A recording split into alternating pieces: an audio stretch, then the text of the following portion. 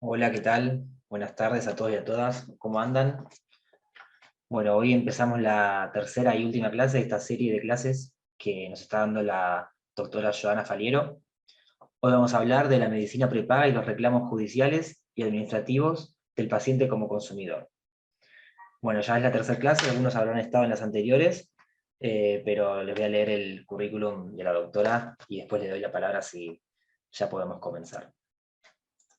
Antes del currículum les cuento que estamos en Facebook Live también, así que si hay preguntas, los que nos están viendo ahí pueden comentarlas y yo le paso la pregunta a Joana. Bueno, ella es PhD, doctora en Derecho con tesis doctoral distinguida en protección de datos personales de la Facultad de Derecho de la UBA, especialista en Derechos y Servicios de Salud, Contratos y Responsabilidad Médica Institucional y en Derecho Informático, con programa de actualización en Derecho del Consumidor Profundizado y abogada en Derecho Empresarial y Privado de la Facultad de Derecho de la UBA. Es directora del curso independiente de posgrado Derecho de Salud y de los Pacientes, Datos de Salud, Gestión Documental Sanitaria, Historia Clínica Electrónica, e-Salud, Telemedicina, del Departamento de Posgrado de Derecho de la UBA. También es directora del programa de actualización en Data Governance, Data Compliance, InfoSec y Ciberseguridad de la Facultad de Derecho de la UBA. Consultora internacional y directora de Faliero Attorneys al Law. También es autora de 4 libros, de la editorial ADOC, entre ellos Historia Clínica Electrónica, El futuro de la gestión documental sanitaria en la era de la e-salud, del año 2018, y la protección de datos personales, del año 2020. Ahora le doy la palabra a Joana. Ahí puedes activar el audio, Joana. Perfecto, ahí está activado. Bueno, muchísimas gracias, Federico, como siempre, por haberme acompañado en todos estos encuentros y en este tercer y último encuentro. También muy bienvenidos a todos y a todas por participar, tanto aquí y también en Facebook Live, en el último encuentro de esta serie del ciclo de Derecho de Salud y de Derechos de los Pacientes, que justamente vamos a estar trabajando sobre la temática de medicina prepaga y reclamos judiciales y administrativos del paciente como consumidor, para adentrarnos, o sea, si bien ya veníamos charlando en cuestiones afines, como ser el tema de la historia clínica y lo mismo en aspectos estratégicos de los derechos de los pacientes en relación a justamente, ¿no?, su inserción en el ámbito sanitario, el requerimiento justamente de atención y de asistencia y demás. Frente a estas cuestiones tenemos una regulación específica de una modalidad contractual que había permanecido con su carácter de atipicidad durante mucho tiempo a lo largo de nuestro sistema jurídico, y que podríamos decir que recién, obviamente, a partir de la sanción de su marco regulatorio en 2011, empieza a tener alguna suerte de continente en lo que respecta a la normativa necesaria para regular estas relaciones jurídicas, pero sin perjuicio de lo cual siempre me gusta señalar una perspectiva crítica en torno a la regulación específica que recepta el sistema de medicina prepaga, ya que si bien podríamos entender que su regulación tiene un espíritu protectorio, un espíritu tuitivo, sin perjuicio de ello, no logra realmente explotar todo el cáliz protectorio que esta norma podría haber tenido, como decirles, al mismo tenor que ha tenido la ley 24240 de defensa de los derechos de los usuarios y de los consumidores. Así que vamos a emprender este recorrido, primero haciendo un breve repaso de cuál es la situación o cómo se regula el tema de salud y se brinda el servicio de salud en nuestro país. Tenemos, a saber, y ya lo hemos charlado, 3 subsistemas, en particular un subsistema de carácter público, o sea, pensemos que desde la base, desde el matiz de la prestación del servicio de salud atendiendo al derecho a la salud, es del Estado, obviamente, el primer prestador en este sentido. Y es así donde se empieza a estructurar, y por lo menos históricamente tenemos el mayor desarrollo del sistema de carácter público, en el cual se presta este servicio de salud a las personas, a los ciudadanos de manera pública. Ahora, en respuesta también a la crisis que ha tenido en la era moderna el subsistema de carácter público, un subsistema en el cual el gasto y la infraestructura se han hecho prácticamente insostenibles, o sea, en particular porque no hacían abasto a la demanda del sector público, se generan otros subsistemas en los que fueron respectivamente al estilo de vasos precipitantes, volcando el resto de la demanda que se ha ido incrementado con el paso del tiempo en relación a la prestación de este servicio por otros actores. El primero de ellos fue el subsistema de la seguridad social. En particular, es un subsistema en el cual se vuelca específicamente las obras sociales. Tenemos un subsistema de la seguridad social, en el cual los aportes son, como decirles, de una mezcla de carácter privado y de carácter público, pero aún así, en la década de los 70, este subsistema de carácter que podríamos calificar como semipúblico o semiprivado, también entra en crisis. Y es ahí donde empieza a surgir este actor del subsistema de carácter privado, que son las entidades que nosotros conocemos como empresas de medicina prepaga. Este subsistema de carácter privado, en lo que respecta a la distribución que ha tenido, cómo se ha ido plasmando, ¿no?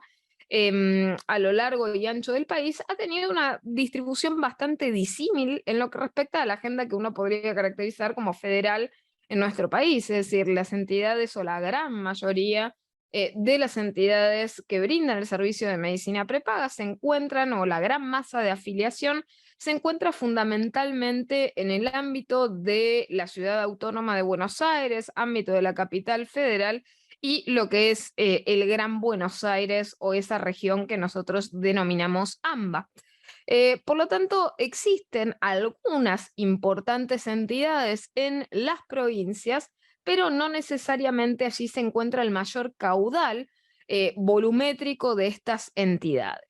¿Cómo se financia este subsistema privado? A partir de los aportes voluntarios de los usuarios, en el caso de los afiliados, quienes pagan mensualmente por adelantado ese canon periódico, que es la cuota en el tema de la afiliación, ¿sí? Una cuota que justamente por prácticas muchas veces de carácter abusivo se había incrementado en múltiples oportunidades, lo que motivó obviamente también tener que regular esta materia frente a las prácticas abusivas que sufrían los afiliados. Eh, Tenemos, bueno, como decirles, ese panorama fáctico en el cual enfrentamos esa evolución histórica de nuestro sistema de salud y por el cual el subsistema privado sale también como una alternativa de carácter privado a la provisión de este servicio. Una alternativa que, claro está, es onerosa, no es una alternativa que pueda ser accesible realmente por cualquiera, y por otra parte, también es una alternativa de carácter muy heterogéneo y muy diversificada, es decir, de la misma manera que hay servicios de muchísima calidad y muchísimo costo, al mismo tiempo hay una oferta diversificada en la cual prácticamente también hay provisión de servicios de diversa calidad y también con una gran dispersión en lo que respecta a los precios, a las opciones, a los prestadores y a la calidad en definitiva de los servicios que se prestan en esta materia. Por otra parte, otra de las cuestiones a tener en cuenta es que ese también subsistema de carácter privado, más allá de que surge como una suerte de alternativa al subsistema de carácter semipúblico, semiprivado o de la seguridad social, también entra en crisis. Es decir, el subsistema de carácter privado tiene sus apogeos en los años 90, en la década de los 90, toca un pico de afiliación y de allí en adelante, sucesivamente con la instalación de las últimas crisis económicas, tiene sus claros cimbronazos. Y de hecho, la pandemia ha mostrado una suerte de movilidad, en particular, en primer lugar, por la crisis económica, o sea, la baja muchas veces de afiliados en virtud de la imposibilidad de mantener estos servicios, pero por otra parte también en lo que respecta al requerimiento de asistencia, hemos visto cómo en varias oportunidades el subsistema de carácter privado ha tenido, por la incrementada demanda que ha sufrido el sistema y la presión que tenía con el incremento de, como decirles, de demanda de asistencia y de plazas, y de hotelería que implicó lo que es la pandemia del COVID, parte de la demanda que se tenía y la presión que se posaba sobre el subsistema de carácter privado cuando éste no podía hacer frente a tales requerimientos, parte de esa demanda se volcó y se tercerizó en el subsistema de carácter público. Y es así como vimos también como decirles, otra articulación entre estos subsistemas en un momento muy álgido de la crisis que propuso obviamente el COVID, en cuanto a una crisis que de hecho ninguno de los tres subsistemas podía predecir específicamente y que excedió cualquier posibilidad de respuesta que tenían natural estos subsistemas. Entonces, simplemente para introducirnos, bueno, ¿qué hablamos de contrato de medicina prepaga? ¿De qué se trata? Bueno, es este contrato en el cual justamente por un lado tenemos a los afiliados, tenemos un usuario que es el contratante, que celebra, ¿sí?, esta contratación con la entidad de medicina prepaga, que es una entidad organizadora de este sistema, quien puede ya sea prestar por sí o a través de terceros, denominados terceros efectores, los servicios que hacen a las prestaciones que el cliente contrata. En este sentido, también el cliente que adhiere a este sistema, porque justamente la modalidad de contratación es generalmente de carácter adhesivo, es formularia, los contratos tipos son autorizados por la autoridad de aplicación y luego sobre ello también hablaremos un poquito más adelante en lo que respecta a las cláusulas abusivas que contienen. No solamente puede disponer que ese contrato lo beneficie solamente a aquel que se encuentra como usuario contratante, sino también a los denominados beneficiarios del plan. Típica problemática que aquejaba a esta modalidad de contratación cuando se realizaba en pos del grupo, por ejemplo, familiar o socioafectivo cercano. El servicio de salud, y acá es cuando ya empezamos, ¿no?, a velar por la importancia de lo que subyace en la contratación de medicina prepaga, tiene que ver con el objeto. Justamente el servicio de salud es una función esencial del Estado. El contrato de medicina prepaga se caracteriza como una de estas modalidades que se asumen en este mundo contemporáneo, esa prestación del servicio de salud, y no es menos importante que justamente cuando hablamos de la provisión de este servicio, estamos hablando de un servicio que está relacionado íntimamente con el cumplimiento de un derecho humano fundamental. De allí que ese contrato tiene un interés de carácter público, es decir, sin perjuicio de que es un contrato en el cual las empresas de medicina prepaga desde ya lucran con su actividad, siempre tenemos que tener presente, y de allí la importancia que tiene esto para el ejercicio de las reclamaciones de los usuarios y de los consumidores, tiene que ver con este punto particularmente elemental, que es que ese derecho humano fundamental a la salud tiene que prevalecer sobre ese interés lucrativo que tiene la empresa en este tipo de contrataciones, ¿sí? Bien, acá preguntan, dicen, en algunos casos se accede a medicina privada a través de empresas por relación de dependencia con una empresa, pero cuando hay una vinculación motivada por despido o jubilación, ¿cómo se hace para mantener el contrato de prestación y a qué costo? ¿Cómo acceder a conocer el costo pagado por la empresa? Bueno, en primer lugar, yo lo que siempre recomiendo es de una manera bastante pragmática en relación a este tipo de cuestiones, obtener el costo, ¿sí?, de la cuota del plan al cual se busca acceder de un método voluntario, pacífico, extrajudicial, simplemente acudiendo a cualquiera de los centros de atención y en relación justamente al plan que se solicita, tener un presupuesto de dicho plan.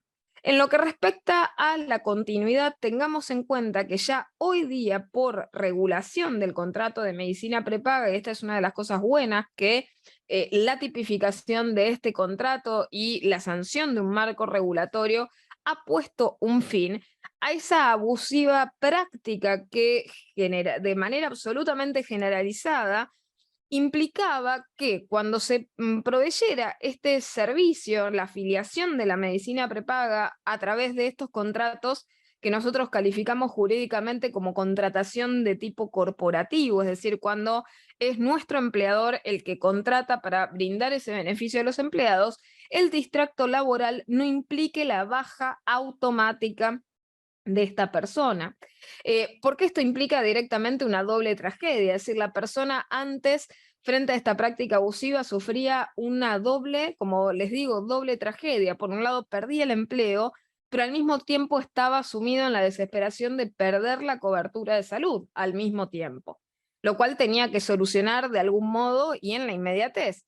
De allí los temores fundados de la pérdida del empleo, que implicaban necesariamente la pérdida de la cobertura en salud. Bueno, esto ha venido justamente a solucionarse, sin perjuicio de lo cual esta solución que nosotros vemos normativamente en el marco regulatorio de medicina prepaga, lo que sí, en la práctica no siempre se da de manera directa, y es por ello que, mismo relacionando con lo que charlábamos en la masterclass número 1 que compartimos, se ha venido a ordinarizar prácticamente la realización y la interposición del amparo de salud como metodología para la vigencia de estos derechos. O sea, en particular en aquellas situaciones en las cuales no se le da la oportunidad, en el caso al empleado, para poder continuar con la prestación con las mismas condiciones que tenía antes del distracto laboral, ¿sí? Entonces debería siempre darles la opción para que en este sentido, post ocurrida esa desvinculación laboral, tenga todavía obviamente cubierto como se solicita, ¿sí? Como se ordena también y se dispone normativamente, pero también se le dé justamente la opción para pronunciarse si va a continuar con ese tipo de prestación con las mismas condiciones y pasando obviamente a una contratación de carácter individual. Sin perjuicio de esto que se encuentra normativamente asegurado, lo cierto es que en la gran mayoría de los casos terminan esas personas recurriendo a nosotros, letrados patrocinantes, para ejercer este tipo de acciones porque muchas veces no se respeta la norma de manera voluntaria, como lo hemos estado señalando en múltiples oportunidades en los encuentros previos. Entonces, volviendo con esto de la necesidad de la protección de este bien jurídico salud por sobre el interés lucrativo, es lo que nos lleva justamente a empezar a comprender la exigencia que tenemos que tener a la hora de efectuar estas reclamaciones, en particular por la primacía de la protección de estos bienes jurídicos subyacentes. Y entender también en relación a la regulación de estas temáticas, ya sea a través de lo que es la Ley de Medicina Prepaga, como así también el PMO o Plan Médico Obligatorio, y todas las otras regulaciones que puedan citarse como marco jurídico, entender que todas ellas son regulaciones que uno podría calificar como de tipo mínimo. Es decir, son pisos fundamentales, básicos, elementales, a través de los cuales se debe cubrir, sin perjuicio de lo cual pueda haber mayores exigencias. El piso mínimo no implica techo para la empresa en el cual muchas veces abusivamente intentan escudarse, sino que frente al mandato de cubrir integralmente este concepto y este derecho de salud que está asegurado por vía de nuestra Constitución Nacional y por vía del bloque de constitucionalidad, estas regulaciones claramente receptan un tipo de carácter mínimo. Son el mínimo basal, el piso sobre el cual la prestación debe apoyarse y frente a lo cual desde ya pueden haber mayores requerimientos, mayores solicitudes, y no porque existe una regulación de estas características, la misma deba ceñirse a ese tipo de requerimientos solamente como techo máximo, ¿sí? Entonces, frente al hecho de que la medicina prepaga tiene como sustrato derechos que son propios de nuestra Constitución Nacional, tanto reconocidos con el artículo 33 de nuestra Constitución Nacional, artículo 42 de la Constitución Nacional por reforma del año 94, donde se recepta de forma expresa el derecho a la salud en relación a los consumidores en la relación de consumo, y asimismo el reconocimiento expreso por vía del artículo 75, inciso 22, de un plexo de tratados en materia de derechos humanos que se incorporan a nuestro ordenamiento normativo. Y además también el artículo 75, inciso 23, que enfoca particularmente esa problemática de la tutela especial que tienen que tener los grupos particularmente o tradicionalmente perjudicados, ¿no?, a través de las acciones afirmativas, nos lleva justamente a entender que la actividad de medicina prepaga no puede tener únicamente un orden o un norte simplemente o meramente lucrativo. Y esto nos va a servir como un matiz interpretativo para todas aquellas y cada una de reclamaciones que nosotros realicemos en este tipo de materia.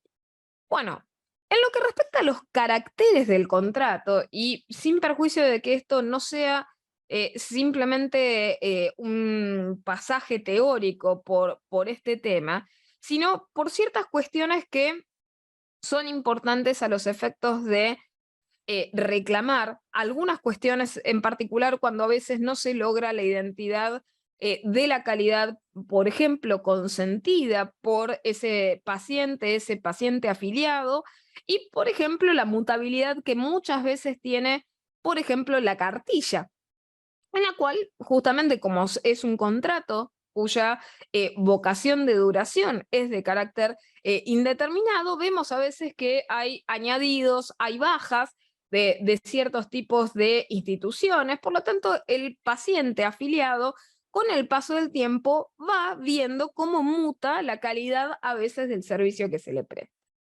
Entonces, en caracteres que nadie discute desde lo jurídico, estamos hablando de un contrato de carácter bilateral, que es oneroso, es consensual, no formal, es nominado y es típico desde la sanción de nuestra ley de medicina prepaga. Es un contrato justamente adhesivo, de allí que nuestra ley de medicina prepaga establece expresamente, además de ser una norma de orden público, por lo tanto, es indisponible por las partes. Asimismo, establece expresamente en su texto que aplica respecto de la misma la Ley 24.240 de Derechos de los Usuarios y los Consumidores, lo cual no es menor. Es decir, respecto de la asistencia, respecto de cualquier tipo de servicio de salud, en este sentido, aplica la Ley 24.240 con todo lo que ello implica. Recordemos que la Ley 24.240, que es la Ley de Defensa de los Derechos de los Consumidores y de los Usuarios, recepta deberes tales como el deber de información, el deber de seguridad, la responsabilidad objetiva por las legítimas expectativas objetivadas de confianza que se generan a través mismo de la publicidad, lo que también afecta el tema de la contratación por medicina prepaga, de la cual muchas veces se realizan textos publicitarios que no siempre están coordinados con aquello que expresan los contratos que luego son celebrados con ese consumidor, con ese afiliado, quien muchas veces se termina sorprendiendo de que su contrato no dice aquello que en definitiva terminó atrayéndolo a esa contratación. Muchas veces también por la mutabilidad de las cláusulas, es decir, tenemos un régimen de cláusulas abusivas no solamente establecido por la resolución 53 del 2003 de cláusulas abusivas genéricas, que fueron claramente ampliándose con el paso del tiempo. Lo cierto es que también por resolución 9 del 2004 también tenemos específicamente cláusulas abusivas en materia de la contratación de medicina prepaga por las particularidades que tiene específicamente este contrato y por claramente ser un contrato que tiene múltiples cláusulas y prácticas de carácter abusivo que no han sido detenidas en su totalidad a partir de la regulación del contrato de medicina prepaga. También, bueno, en cuestión del documento del contrato, lo que debe disponerse, bueno, todas las regulaciones que hacen a la Ley de Defensa del Consumidor, que también dispone la responsabilidad de carácter objetivo y solidario. Además de todo esto, en cuanto al carácter adhesivo, nosotros sabemos que son contratos sujetos a cláusulas generales predispuestas, cláusulas muchas veces y en muchas oportunidades de carácter abusivo. Debemos tener muy presente que las reglas del contrato respecto del afiliado son aquellas que se encontraban al momento de la afiliación. Esto en relación a que muchas veces, de manera ulterior, se modifica ese contrato y se busca imponerle a ese afiliado esas nuevas condiciones. Tal es el caso, por ejemplo, de una práctica abusiva y cláusula abusiva muy frecuente ulterior, que es la que redunda en los incrementos del valor de la cuota por razón de la edad, cuando muchas veces esa prescripción contractual no se encontraba presente al momento de la afiliación histórica de dicho afiliado. Entonces, con el paso del tiempo, tenemos esta situación en la cual al afiliado se le exige una cuota con un valor incrementado por adquirir una determinada edad, haciendo justamente la aplicación de alguna cláusula que ese afiliado no había consentido en su afiliación original, lo que implica una mutación absolutamente unilateral, arbitraria, no consentida del contenido del contrato que rige esa relación jurídica. Bien, en lo que respecta acá a otras cuestiones, mencionaban, bueno, cuando las personas cumplen 65 años, sube por solo hecho de la edad, en especial la afiliación siendo menor a los 10 años. El otro tema, ¿sí?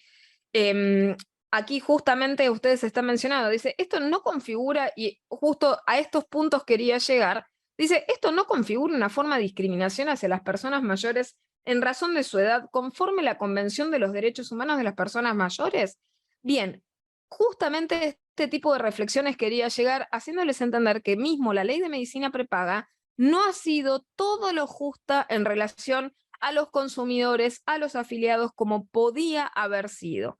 En particular, en este tipo de cuestiones en las que se señala, por ejemplo, el caso de los mayores de 65 años a los cuales se les reconoce el beneficio de que justamente por llegar a una edad jubilatoria y no tener una movilidad social ascendiente, ni como decirles, una variación en cuanto a el salario que puede obtener con la finalidad justamente de adecuarse y poder hacer frente a los incrementos de cuota, se le reconoce en función de la antigüedad de una equivalencia igual o superior a 10 años en el plan en el que se encontrare, que el mismo no tendrá desde allí en adelante más incrementos en razón por edad, si es que obviamente estos estuvieran pautados contractualmente, porque si de vuelta no lo estaban, no debía tenerlo con o sin este reconocimiento normativo. Pero sin perjuicio de esto, esta situación es per se injusta, dadas las características del contrato en particular. ¿Por qué? Porque esa persona de esa edad particularmente, ya si en el caso hubiera sido, imagínense, afiliada, porque en el caso de que tuviéramos, ¿no?, una afiliación menor a los 10 años, la persona tal vez se hubiera afiliado, en el caso, a una edad de 55 años. Por lo tanto, es una edad en la cual, naturalmente, si la persona tiene algún tipo de patología incipiente, es posible que ya haya tenido alguna preexistencia y que va de suyo que el cálculo del monto que pagaría mensualmente hubiera sido cotizado en función a esa preexistencia.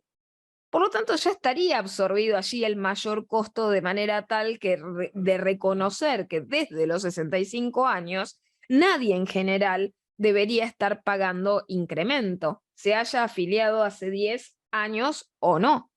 En razón de que cualquier tipo de situación concomitante de inferior distancia a los 10 años también podía haber sido absorbida previamente por la cotización de la cuota frente a la existencia de una preexistencia, que ya nos dicen, ya, bueno, por la regulación que tenemos actualmente, ninguna de este tipo de cuestiones podrían generar un criterio de admisión adversa.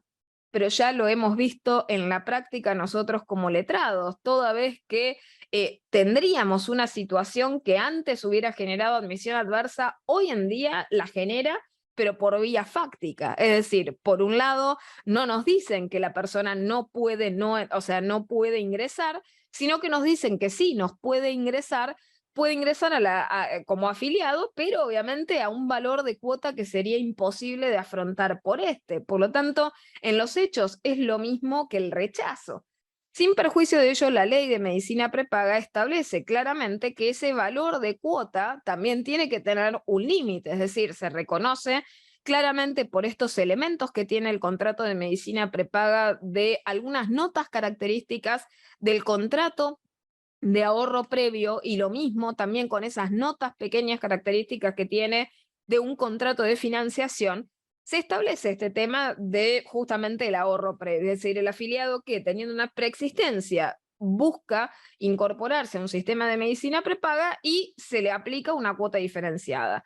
Que esto sería justo, obviamente, por el mayor costo o la mayor demanda que tendría de servicios esa persona, y por la falta del ahorro previo que lo hace, entre comillas, merecedor de esa cobertura. Pero sin perjuicio de esto, lo cierto es que la ley establece un límite. A esa persona solamente se le puede cobrar hasta 3 veces el valor que se exige por ese mismo plan para una persona sin preexistencia.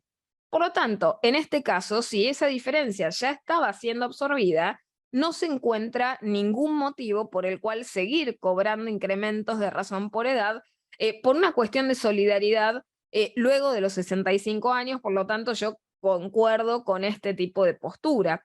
Y esto mismo también se lo llevo en lo que respecta, ¿no?, a otro paralelo de esta situación abusiva, que es el hecho de la rescisión unilateral, ¿sí?, por parte de la entidad de medicina prepaga, atento a la falta de pago de 3 cuotas, ¿no?, de al menos 3 cuotas consecutivas por parte del afiliado, bueno, colocado obviamente en posición de mora. ¿Por qué?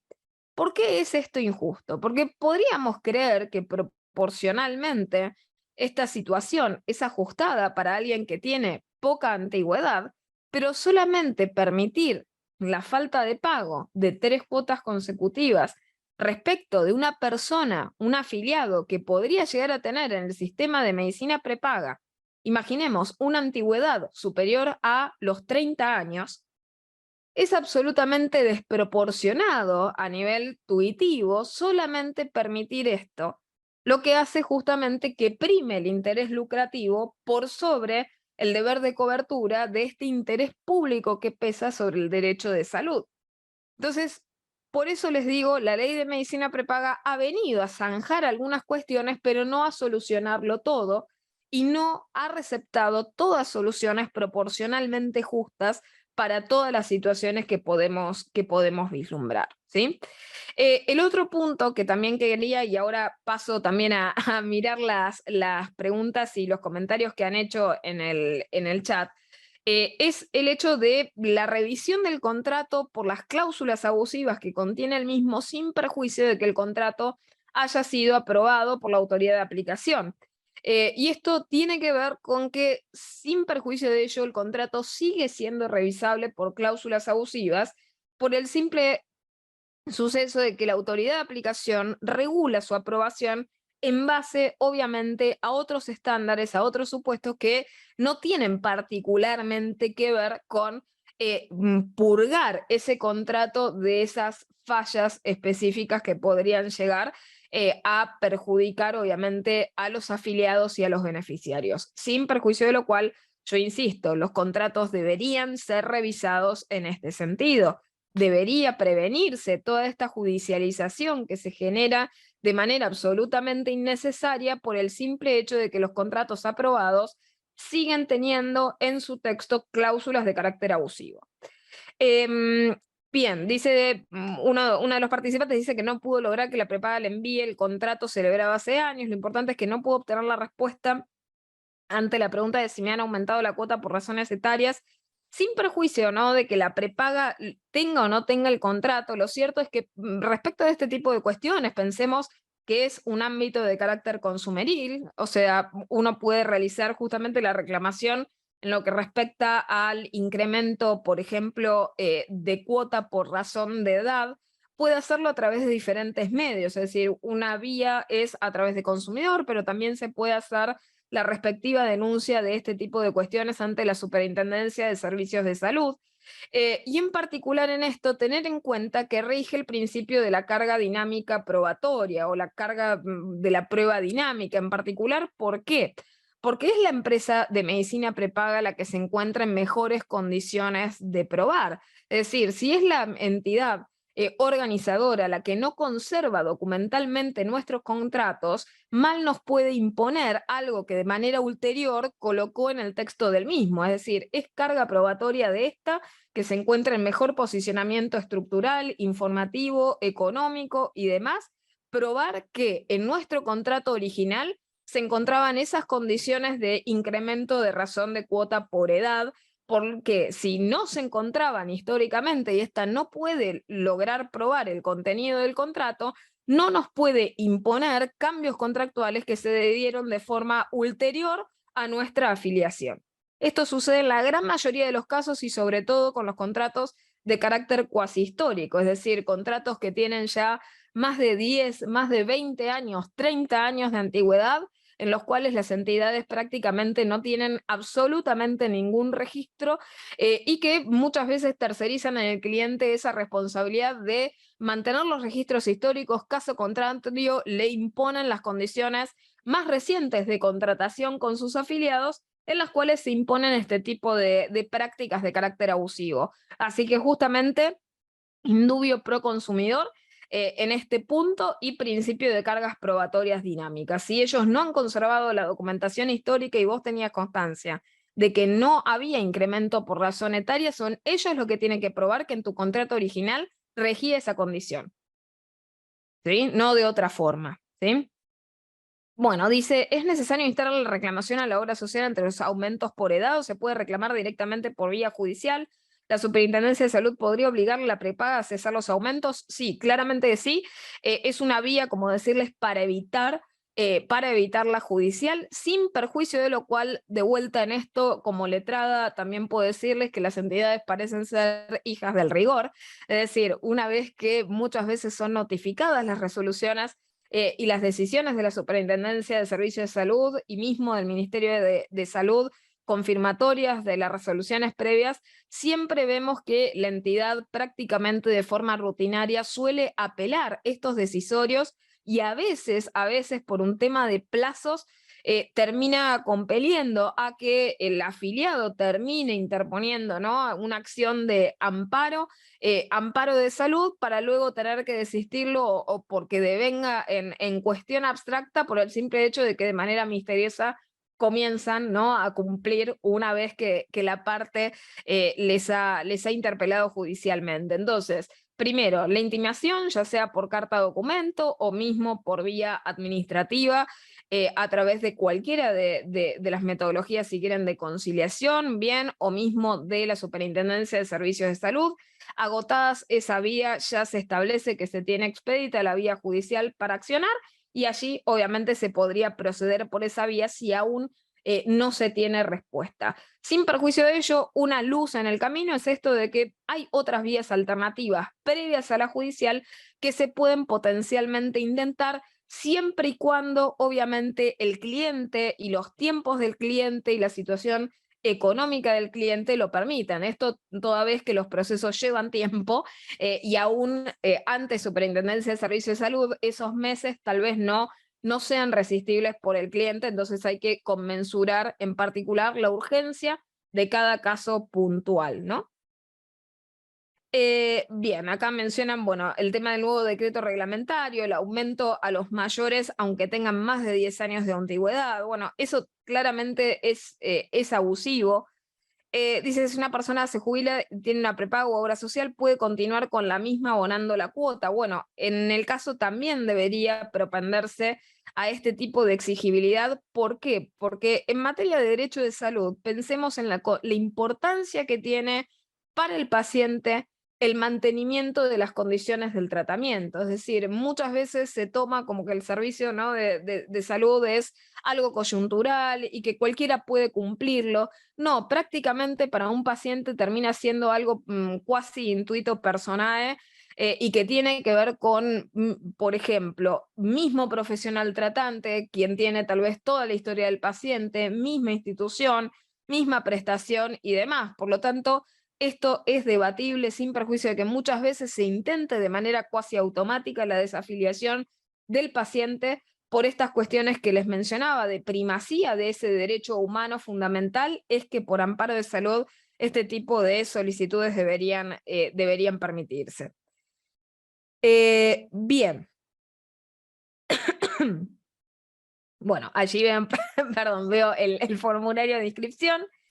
Bien, dice la Superintendencia de Servicios de Salud puede aprobar cada plan, puede haber planes, por ejemplo, corporativos que no están, ¿controla a sí mismo los valores? Sí, claramente sí. Esa es una de las cuestiones que el contrato de medicina prepaga ahora regulado tiene como algo nuevo, que es mayores controles por parte de la autoridad de aplicación, mismo también mayores controles desde el punto de vista contable, desde el punto de vista financiero. Esto en particular porque muchas veces sucedía que las entidades de medicina prepaga tenían muchos afiliados, muy pocos recursos. Lo mismo sucedía con el tema de las plazas, es decir, se tenía una cantidad desproporcionada de afiliados en proporción a las camas que el mismo sistema receptaba, de manera tal que si todos requerían el servicio que podrían estar utilizando, no iban a tener respuesta, no iban a tener cobertura. Bueno, en este sentido es que entonces ahora con este marco regulatorio desde el 2011 la Autoridad de Regulación de Aplicación decide, obviamente, en relación a cada esto, aprobar, ¿sí? Aprobar particularmente los contratos, aprobar los planes en particular y también meterse claramente en lo que es el registro tanto de afiliados como de entidades y en el tema también del control contable de las mismas en pos de velar por estas cuestiones que les señalaba. Por otra parte, es la autoridad de aplicación la que ahora autoriza los aumentos, es decir, antes de manera absolutamente subrepticia y abusiva, muchas veces era la entidad la que decidía unilateralmente efectuar un aumento tras del otro sin tener autorización. Aún hasta la fecha también hay entidades que han realizado aumentos o incrementos ilícitos de la cuota que no han sido autorizados por la autoridad de aplicación y que por ende deberían justamente reclamarse tanto administrativa o judicialmente en particular, porque si no están autorizados, si no son esos aumentos que se prevén y que nosotros conocemos que fueron efectivamente aprobados por la autoridad de aplicación, por el Ministerio de Salud y la Superintendencia, no deberían aplicarse, ¿sí? Y claramente está el derecho de ese afiliado de solicitar su reintegro. En lo que respecta a los valores, esto tiene que ver con el control nuevo que se ejerce sobre los mismos y en materia de los planes. En materia de los planes justamente nosotros vimos que hay hay dos tipos o dos modalidades de contratación. Una es la que conocemos de carácter cerrado a través de la cartilla y otra es la de carácter abierto a través de los reintegros. Y en lo que respecta a las tipologías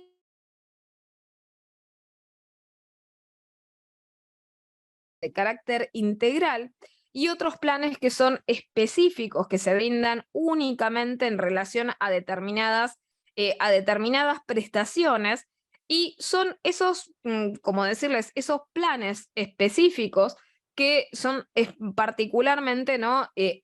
Aprobados por, en el caso, la autoridad de aplicación y que se ciñen, por ejemplo, al caso de servicios de emergentología, odontología y demás, que pueden en este caso, brindarse con coberturas de carácter parcial. Sino todo el resto de los planes son justamente de carácter integral, ¿sí? Aquí Vanessa dice, tanto para iniciar, doctora, tanto para iniciar un amparo o cualquier otro reclamo judicial, es imprescindible enviar carta, documento, o bien puedo acompañar intercambio de mails como prueba del incumplimiento. A ver, desde el punto de vista formal, siempre yo les recomiendo, para tener por agotada esa intimación previa, enviar carta o documento a los efectos de que no exista, porque obviamente en algunos casos van a tener ese intercambio de mails y por un principio justamente de la celeridad, de lo que se está procurando resguardar, van a tener esa etapa por cumplida en algunos casos y en otros sí o sí van a solicitarles el agotamiento de esa vía administrativa previa que en el caso se suple por el envío de carta documento. Por lo tanto, para evitar la discusión y para evitar mismo la dilación que podría llegar a significar en una etapa posterior tener que volver a agotar esa vía, siempre les recomiendo agotarla, ¿no? Con el intercambio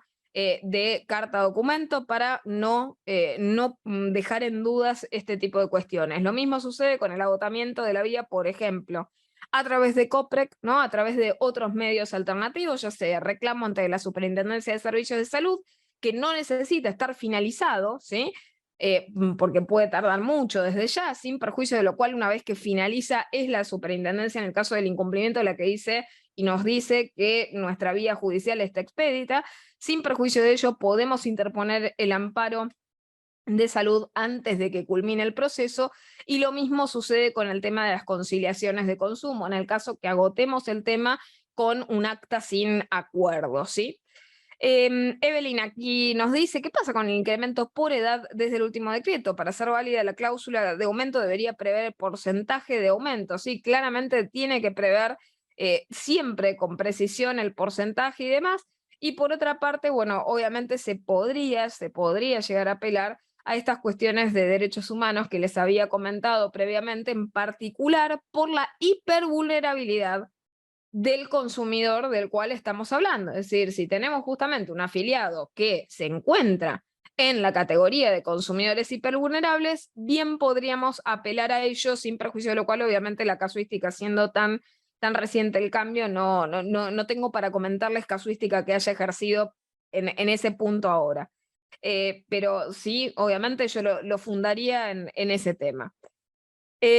Dice, bueno, Reina, Doc, ¿cómo hacer un reclamo a la prepaga cuando al momento de afiliarse el asesor de la prepaga omitió declarar que uno de los miembros de la familia del afiliado tiene enfermedad preexistente al momento de afiliarse? Bien, aquí tenemos uno de estos temas de la rescisión unilateral por parte de la entidad de medicina prepaga que se puede, ¿no? Por estos motivos que les había comentado.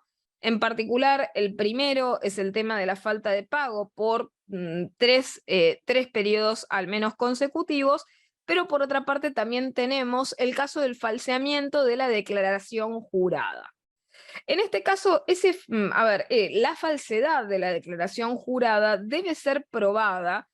En particular, ¿por qué? Porque esa omisión en declarar la preexistencia en el caso de otro integrante, tiene que ser una verdadera omisión maliciosa probada. Es decir, voy por capas de este razonamiento. En primer lugar, es la entidad organizadora de medicina prepaga que a la hora de admitir en la afiliación a sus miembros, ¿sí? A aquellos que suscriben el contrato y demás, o sea, a la hora de autorizar la incorporación a su sistema de los afiliados y los beneficiarios, es la que domina el proceso de testeo de los mismos frente al ingreso. Es decir, habitualmente el futuro paciente, futuro afiliado, realiza una entrevista, además de completar la declaración jurada. Bien, entonces, sí, aquello que en el caso del asesor o la persona ha omitido declarar o escribir o lo que fuera,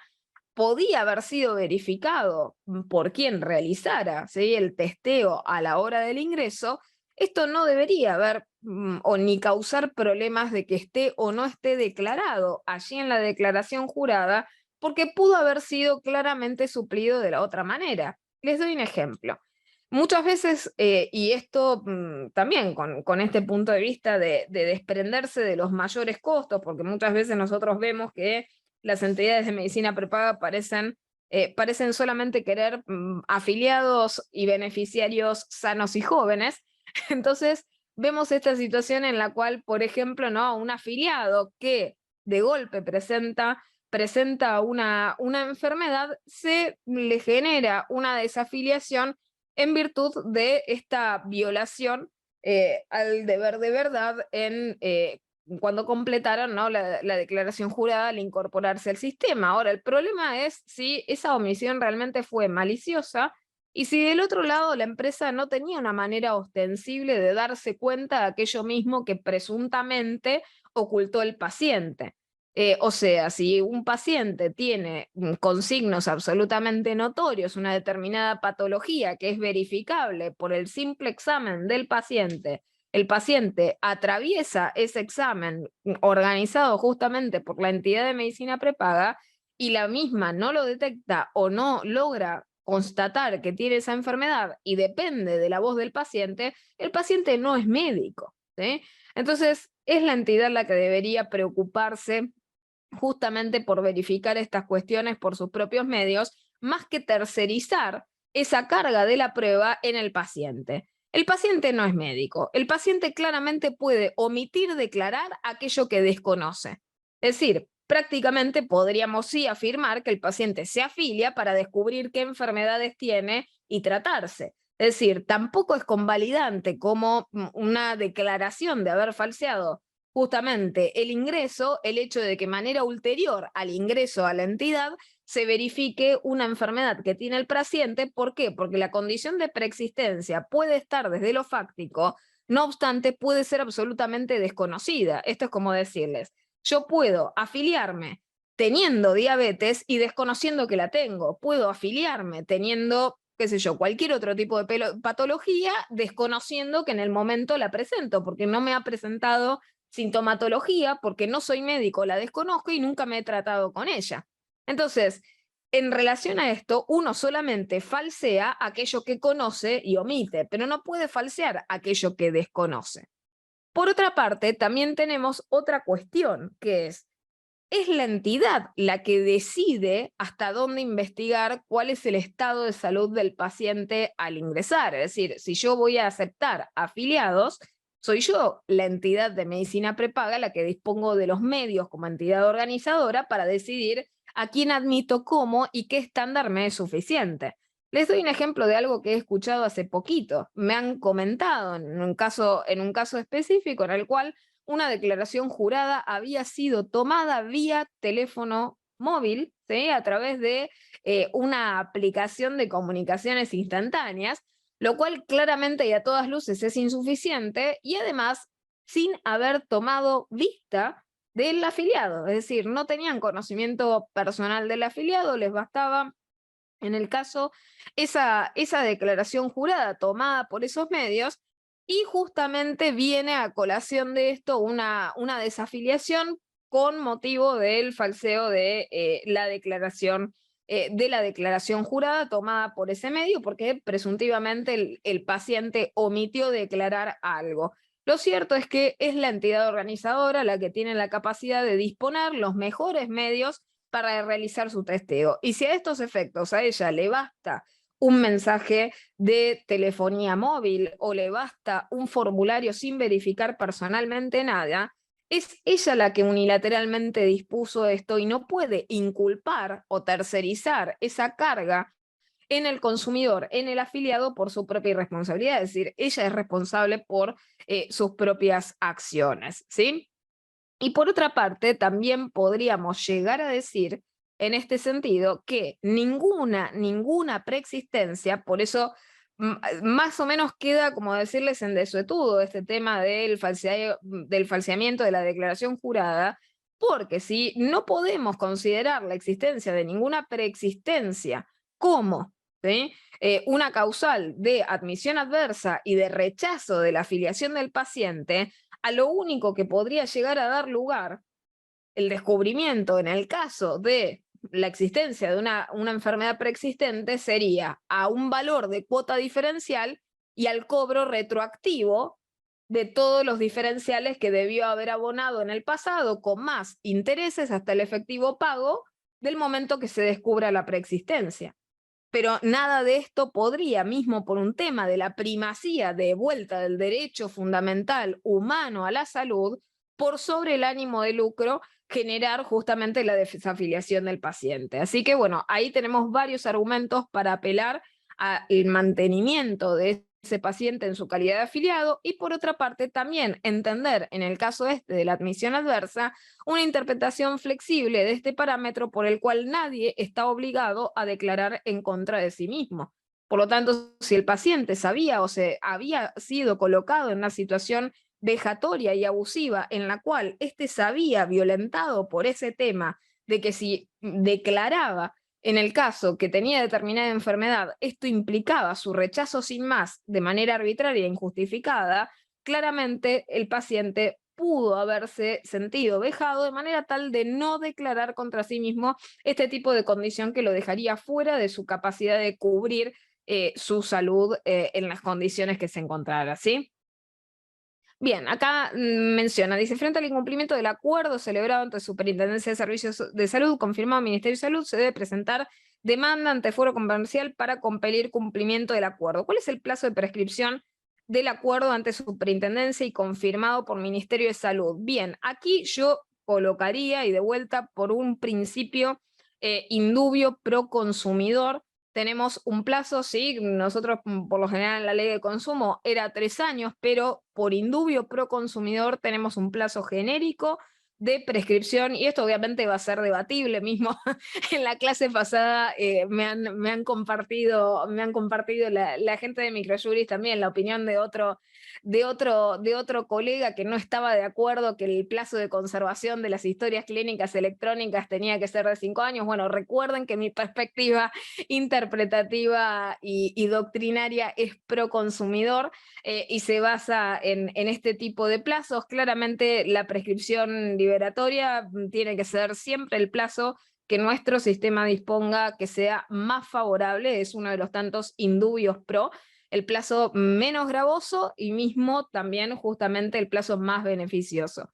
Entonces, en el caso será justamente de 5 años, sin perjuicio de lo cual, obviamente, las interpretaciones que pueda haber al respecto pueden ser variadas en relación al tema de la prescripción, ¿sí? Bien, el decreto CESD dice es claramente anticonstitucional y discriminatorio, yo entiendo, bueno, sí, coincido, Gabriela. Bueno, más que claro, pero continúa vigente, sí, por eso siempre esta herramienta de declarar la inconstitucionalidad para el caso en particular de estas regulaciones que implican un claro retroceso, ¿no?, en materia de salud. De los cambios de valor de cuota, bueno, en términos generales los cambios de valor de cuota vienen más o menos a los 30, 36, 40, 45, 60, 65 años, bueno, siempre hay que tener mucho cuidado con esto. Dice, doctora, ¿dónde surge el porcentaje de aumento por edad etaria que aplica en la prepaga? Ya que varias aplican distintos porcentajes. Bien, eso aplica contractualmente, es decir, surge del contrato que se tiene entre el afiliado y la entidad de medicina prepaga, ese tipo de reglas. Por eso hay que ver, como decirles de alguna manera, el contrato histórico, el contrato original, que es el que sentó las reglas de cómo rige esta contratación con ese afiliado, ¿sí? Bien, dice, ¿se podría pedir como prueba anticipada el contrato original de la afiliación? Desde ya podría solicitarse. Aquí el problema está en que muchas veces los registros no existen, y en particular mismo por las idas y vueltas del mercado de la medicina prepaga, donde hemos visto que muchísimas organizaciones de estas fueron, por ejemplo, empresas absorbidas por otras, en las cuales una gran plaza de usuarios terminaron migrando y siendo abrazadas por otras nuevas entidades, motivo por el cual es muy probable que los contratos históricos que tienen, por ejemplo, más de 25 años, directamente sean imposibles, ¿no?, de hallar y no se tengan esos registros. Bien, dice enfermedades que son confidenciales. Exacto, Juan Pablo, exacto. En este sentido, nadie está obligado, y por eso se los decía de una manera más diplomática, nadie está obligado a declarar contra sí mismo, sobre todo cuando la expresión de ciertas cuestiones pueden terminar siendo vejatorias, intimidatorias y discriminatorias para la propia persona, y para las cuales obviamente por la sensibilidad y la criticidad en sí misma de estos datos, los mismos no tienen una obligación de ser divulgados. Y de la misma manera que aquí Juan Pablo menciona, ¿no?, el tema del HIV, no se pueden exigir este tipo de declaraciones ante personal administrativo. También, ¿sí?, también se suman a estas, por ejemplo, enfermedades de baja incidencia, tales como enfermedades poco frecuentes, ¿no? O sea, baja incidencia, alto costo, y en términos generales son enfermedades que tienen un alto contenido muchas veces de carácter discriminatorio, lo mismo el tema de discapacidad, lo mismo oncológico, ¿sí? Bien. Dicen, bueno, los cambios de valor de cuota deberían estar avalados. Sí, claramente. Tienen que estar avalados, tienen que estar aprobados y publicados, ¿sí? Bien, el contrato de afiliación se puede solicitar como habeas data. Bueno, claramente uno puede solicitar el derecho de acceso a los datos, no solamente como les había explicado en la masterclass anterior, el habeas data específico en salud para acceder a los datos de la historia clínica, sino también podríamos solicitar el derecho de acceso a nuestra información a la entidad de medicina prepaga, a los efectos que la misma también nos brinde toda la información que tiene sobre nosotros, incluida, ¿sí?, en el caso, el contrato que ha celebrado con nosotros. La medicina prepaga es un contrato, pero otro tema son los demás contratos que existen. Exacto, también tenemos un fenómeno de conexidad contractual.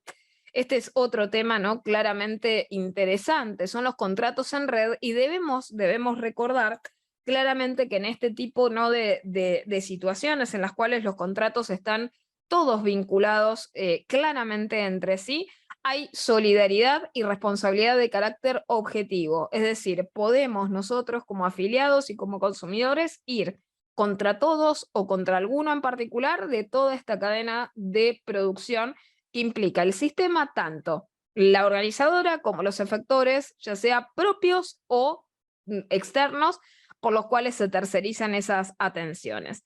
Evelyn dice, para impugnar el aumento de cuota es mejor la vía de consumidor para incluir los reintegros de lo abonado en exceso. A ver, en cuanto a lo ideal, ¿sí?, no hay realmente vía ideal, lamentablemente, porque en términos generales todos tardan. Sin perjuicio de ello, muchas veces es difícil obtener un reconocimiento expreso por parte de las entidades de medicina prepaga, porque una de las prácticas abusivas, ¿no?, aquí ya no se trata de cláusula abusiva, sino una práctica abusiva, que es la de no dejarle al afiliado ninguna respuesta por escrito. Esto nosotros como letrados lo vemos muchísimo, en el cual tenemos al afiliado que simplemente viene por dichos de la entidad, pero nunca tiene ningún comprobante, es decir, nunca le han dado un rechazo por escrito, nunca le han dado una respuesta, ¿no?, a la solicitud. Entonces tenemos este problema muchas veces de la ausencia de prueba. De allí yo les digo, recurran a este principio de las cargas probatorias dinámicas, porque los que se encuentran en mejores condiciones de probar estructuralmente son la entidad de prepaga, y si ella no aporta ese tipo de prueba por un principio de cooperación a nivel procesal, justamente es ella la que debe tener la presunción en contrario de no aportar lo conducente para probar aquello que ella alega. Entonces vamos a tener que trabajar sobre justamente, ¿no?, ese principio, ¿sí? Bien, aguarden un segundito.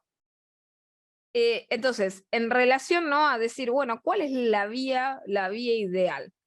Como no siempre se van a obtener respuestas por escrito y claramente siempre la entidad, y prácticamente, como decirles, con un préstamo a plazo del incumplimiento, muchas veces va a continuar rechazando el tema a pesar, ¿no?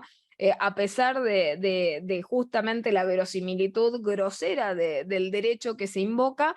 Tenemos situaciones en las cuales tal vez la vía consumeril no sea del todo adecuada, tal vez por un tema de expertise o de, como decirles, de lo fluido que se encuentra el trámite. La Superintendencia de Servicios de Salud tal vez es un ámbito más típico, más adecuado, pero para el agotamiento de la vía administrativa previa, cualquiera, ¿sí, Evelyn? Cualquiera de las dos vías es una opción a intentar si se tiene justamente el tiempo, ¿no?, para poder hacerlo.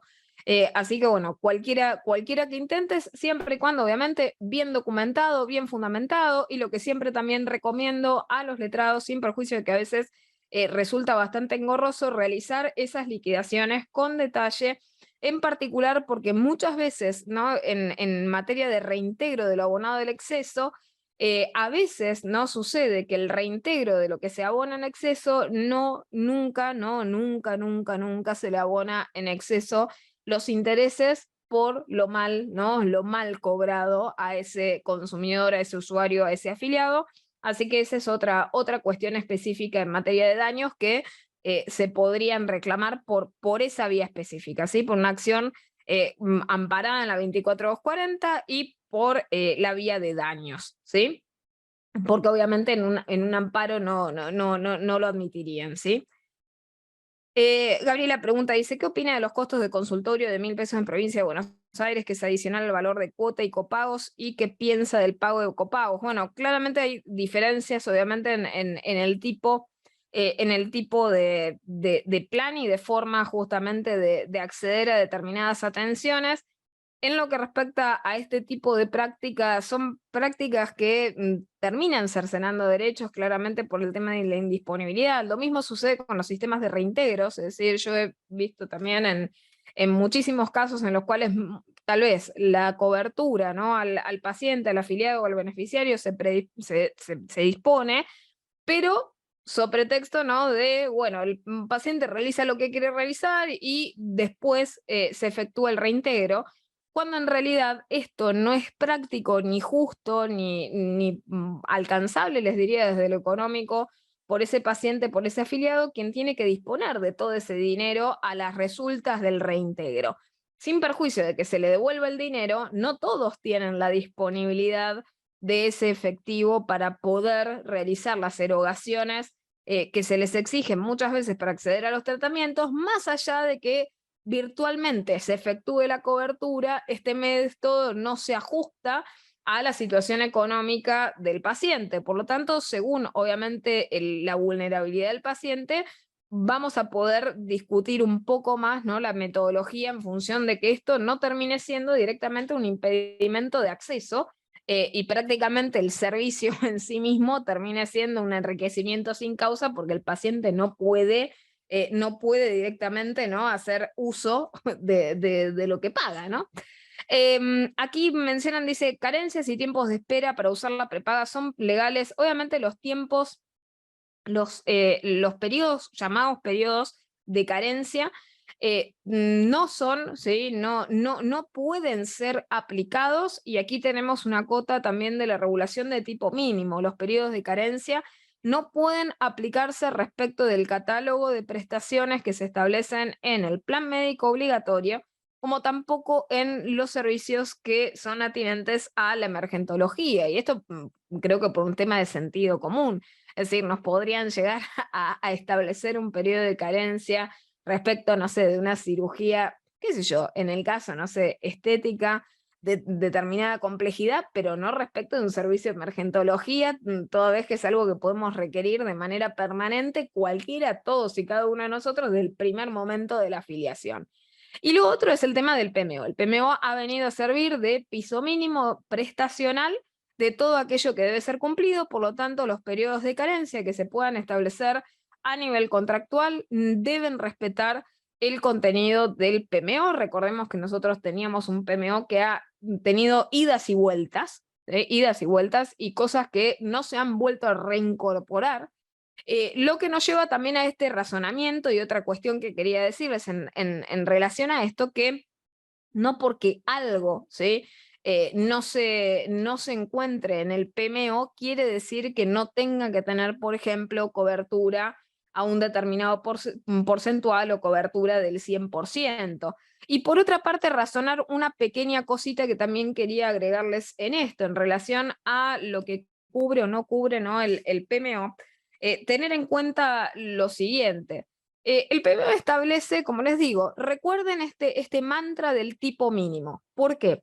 Porque a veces en el PMO encontramos algunos descuentos o, como decirles, coberturas de orden del 70%, 60% y demás, es decir, porcentuales que no llegan al 100%. Ahora, una diferencia de vuelta está cuando el uso es esporádico u ocasional, y por eso muchas veces señalo esto de que las regulaciones a veces parecen protectorias, pero no lo resultan del todo, y es por eso que tenemos que recordar este tema del tipo mínimo, porque los tratados que se encuentran garantizados por incorporados a nuestro bloque de constitucionalidad a partir del 75, inciso 22, no establecen estas limitaciones. Entonces, recuerden que nuestro vértice es la Constitución Nacional y su bloque de constitucionalidad, a los efectos de reclamar este derecho integral a la salud, que no se cumple siempre con regulaciones de inferior rango, en las cuales tal vez se establece una limitación que para nuestro sistema resultaría inconstitucional. Bien, dicho esto, lo que les quería decir es que, por ejemplo, en aquellos casos en los cuales los porcentuales de cobertura no asciendan al 100%, esta situación puede, por ejemplo, ajustarse para un consumo, por ejemplo, medicinal ocasional, y puede ser muy adecuado para ese tipo de contextos, pero tal vez no lo sea de todo adecuado para alguien que tiene una cronicidad.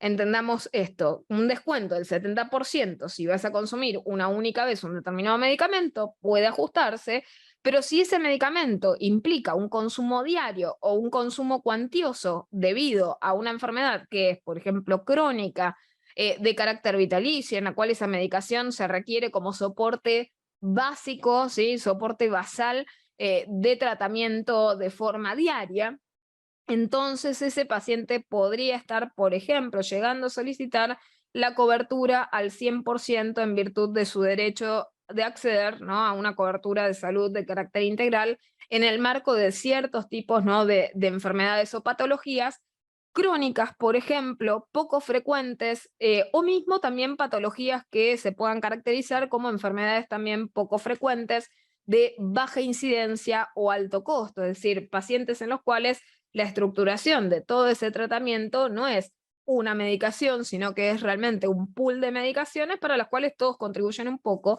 y por más que se le reintegre al paciente, eso realmente le quita la oportunidad de sostener el tratamiento por imposibilidad económica. Entonces hay que tener cuidado con ese tipo de cuestiones y entender, ¿no?, estas interpretaciones flexibles que les mencionaba, los efectos, ¿no?, de poder canalizar ciertos reclamos y ciertas solicitudes, ¿sí? Dice el afiliado por prepaga que a la vez aporta PAMI, incluso aumentos por edad. Si quiere continuar con su prepaga sin perjuicio de reclamo, puede dejar de aportar a PAMI y reclamar a dicho ente público no gubernamental el reintegro de lo abonado descontando sus aportes, toda vez que no utiliza los servicios PAMI. Bien, ese también, sí. Y aquí le responde Gabriela, dice, si es PAMI, es jubilado o pensionado, y PAMI es lo genérico, no obstante puede optar por seguir con su obra social particular haciendo el trámite, claramente.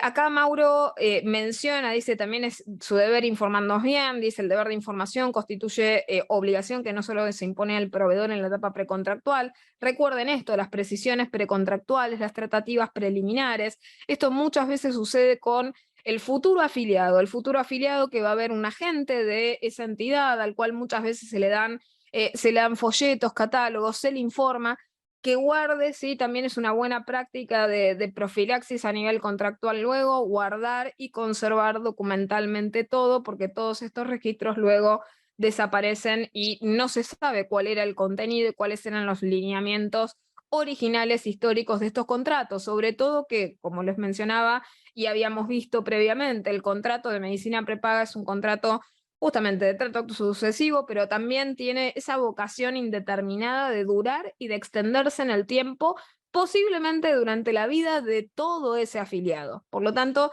tenemos un contrato, ¿no?, que va a tener una supervivencia cuasi histórica, por eso es importante también que sea el propio afiliado el que resguarde el contenido de ese contrato, cuando la empresa muchas veces va a tal vez perder ese contrato, mismo hasta por adquisición de otros grupos económicos y demás, como hemos visto en el mapa, ¿no?, de empresas organizadoras. Bien.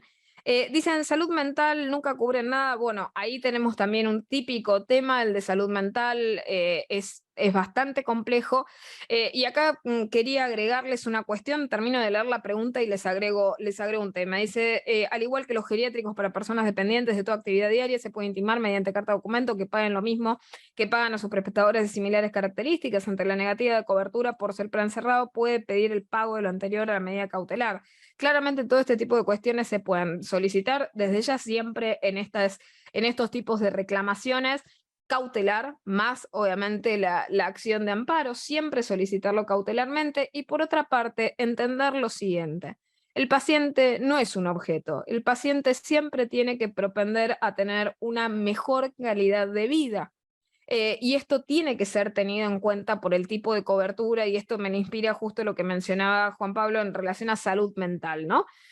Una temática en la cual a veces, bueno, reducen o piensan reducir los costos cuando, por ejemplo, tal vez al paciente se lo puede tener de manera domiciliaria con, qué sé yo, acompañamiento terapéutico o, por ejemplo, en su caso, acompañantes de carácter domésticos. Entonces, tal vez, obviamente, para la entidad muchas veces tenemos esta lucha en la cual la entidad acusa que el paciente mejora en cuadros que no tienen posibilidad alguna de mejora o de adquirir progresivamente aptitudes de mayor autonomía, por lo tanto prescindir de ciertos cuidados, de asistencia.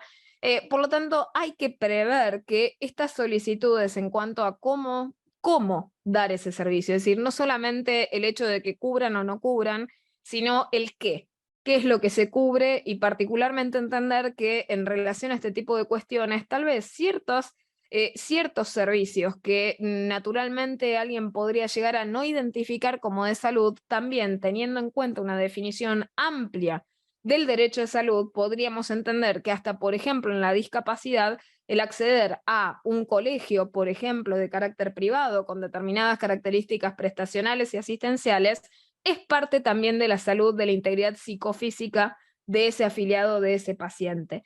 Lo mismo sucede en materia doméstica, o sea, en el caso este que mencionábamos, de salud mental, previo a una internación, uno intenta realmente preservar al máximo la calidad de vida del paciente y todo lo que se pueda dentro de esa autonomía. Por lo tanto, si el paciente puede seguir viviendo en su domicilio mientras que es asistido y cuidado específicamente por profesional especializado, se debería propender a esa situación previo a cualquier otro tipo de otra alternativa que podría llegar a ser más lesiva para la calidad de vida, el estilo de vida, el proyecto de vida de ese paciente.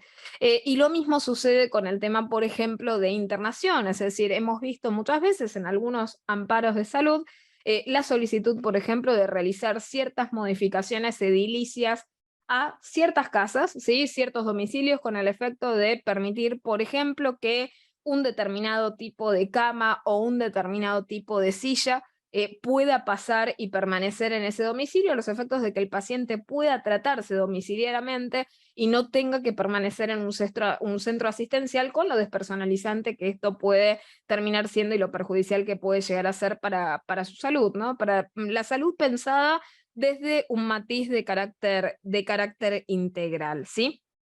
Por lo tanto, bueno, sí, estoy de acuerdo, Juan, con la solicitud de lo que allí indicabas, ¿sí?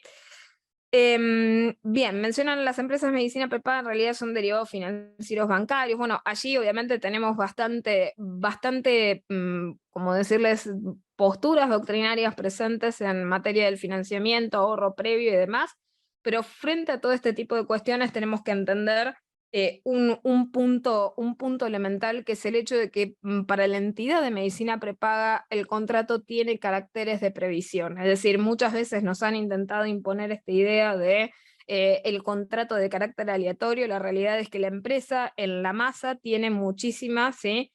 Muchísima capacidad como decirles, de prever cuál va a ser la demanda y demás de su propio sistema, ¿sí? Bien. Aquí otra pregunta de Facebook. Dice, bueno, el tema de las etapas de embarazo y que le dan de baja el mes 7 sabiendo lo que se viene. Bien, todas prácticas de carácter abusivo. Frente a todo este tipo de situaciones, cautelar más amparo, ¿sí? En caso de aquí otro temazo, que es las prestaciones por discapacidad, parece que prácticamente en términos generales el certificado de discapacidad no sirve absolutamente para nada, es decir, por la conculcación prácticamente consuetudinaria que existe de la normativa de cobertura del 100%. Por lo tanto, es lamentable, y esto creo que también tiene que ver con otra cuestión que tal vez no nos compete a nosotros letrados en lo particular, sino a las autoridades de aplicación, de sancionar estos incumplimientos a los efectos de que no sea moneda corriente el incumplir la ley. Es decir, he visto no solamente el incumplimiento sistemático de prestaciones por discapacidad oncológicos, HIV, enfermedades poco frecuentes y un montón de situaciones en las cuales realmente el daño que se opera sobre los afiliados es enorme porque el paso del tiempo realmente es letal en todos ellos. Y en particular que las autoridades de aplicación realmente castiguen ejemplarmente estos incumplimientos de forma tal de disuadir que se sigan realizando este tipo de prácticas en desmedro de estos derechos humanos fundamentales, ¿sí? Bien. En lo que respecta a tasa de justicia, sí, tasa de justicia, exacto, indeterminada, Vanessa. Y bueno, el amparo es gratis, el bono es pagarlo, es decir, claramente hay obviamente ciertos gastos en lo que respecta, ¿no?, a la interposición del mismo, pero bueno, son cuestiones entre comillas menores. Sí, los métodos alternativos, como les decía, de carácter gratuito pueden llegar a ayudar en ciertas cuestiones, ¿no?, elementales, cuando se puede, ¿no?, y se pueden permitir los tiempos que los mismos llevan a los efectos, ¿no?, obviamente de interponer ciertas cuestiones sin que se requiera mayores costos, ¿no?, por parte de, como decirles, del afiliado. Dice, ante el incumplimiento de la obligación de la prepaga de continuar cobertura siempre que no exista causal justificada, está la interrupción injustificada de cobertura, traduzca suspensión de las prestaciones o el cese de la provisión de medicamentos, y esto constituye exacto, es una práctica absolutamente reprobada por el ordenamiento jurídico y demás. Y mencionan también, bueno, dice, en caso de justamente discapacidad, concretamente cautelar y amparo, más si es una obra social provincial, sí, exacto, tal cual. Ambas combinación, como decirles, de acciones, siempre, siempre medida cautelar, y si no, obviamente, si no, no se la permite, ¿no?, en primeras, en segunda instancia, también apelarlo y solicitar que se fije y que se disponga la medida cautelar. Y les digo, bueno, también tener bastante, bastante cuidado y puntillosamente probar los extremos de la cautelar para poder realmente generar esa convicción en el juez y en su sana crítica específicamente de que entienda el peligro de la demora, es decir, que entienda la verosimilitud del derecho, pero a su vez de que esta persona sin esa cautela, sin brindarle esa medicación, ese tratamiento y demás de manera previa, tiene un peligro concreto y que esto esté claramente documentado y que salga patente de ese escrito con una claridad absoluta, de forma tal de que no haya dudas sobre este tipo de cuestiones, porque muchas veces del otro lado sí tenemos una entidad que minimiza a veces los efectos de la enfermedad a supuestos absolutamente irrisorios. Bien, así que bueno, simplemente por haber llegado, ¿no?, al límite de tiempo, veo que algunos se han empezaron a retirarse y demás, y que solicitaban, bueno, disculpas por retirarse. Placer inmenso haber compartido con todos ustedes el presente ciclo de clases sobre el tema de derecho a la salud. En este tercer encuentro, como vimos, medicina prepaga y reclamaciones judiciales y administrativas, más que una masterclass, ha sido realmente un foro de consultas y de preguntas por parte de todos ustedes. Espero que les haya servido. A todos los letrados, desde ya les deseo muchos ánimos en estas acciones, porque entiendo justamente y lo veo también de mi lado, el esfuerzo y el empeño que tenemos que poner en estas acciones y la energía que lleva, sin perjuicio obviamente de la labor profesional. Muchas veces nos inspira las peores frustraciones cuando a veces no salen las cosas cuando uno quiere, ¿no?, en particular por los clientes, porque tenemos en cuenta la necesidad imperiosa que muchas veces presentan nuestros clientes afiliados a estas entidades y la frustración desde ya que genera y la conculcación que genera en materia de derechos. Así que bueno, les agradezco inmensamente de vuelta en esta oportunidad, y bueno, Federico, muchas gracias también extendidas a Microjuris, y también a Irene, que no la he visto por aquí, pero bueno, también nos ha acompañado virtualmente. Está siempre viendo, ¿eh? Quede tranquila. Siempre, siempre, sí, sí. Siempre. Gracias a vos, Joana, la verdad que fue un gusto compartir estas 3 clases con vos. Y gracias a todos por haber participado. Sé que muchos habrán estado en las 3 clases, como estaban diciendo ahí, algunos quizás 1 o 2. Pero bueno, como les dije en el chat también, el 26 de julio das otra, para que no te extrañen, en 2 semanas hay otra, sobre el derecho al olvido en el caso de Negri. Así que bueno, ya van a ver en nuestras redes el formulario de inscripción y la publicidad del 26. Así que bueno, Excelente. los dejo. Gracias, Nos Joana, de nuevo. Un gusto fue. Igualmente, Federico, bueno, placer.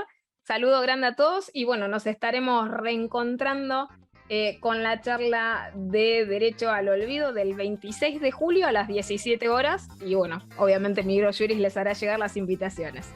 Claro que sí. Bueno, nos vemos el 26 entonces. Un saludo grande, hasta luego. Gracias, chao.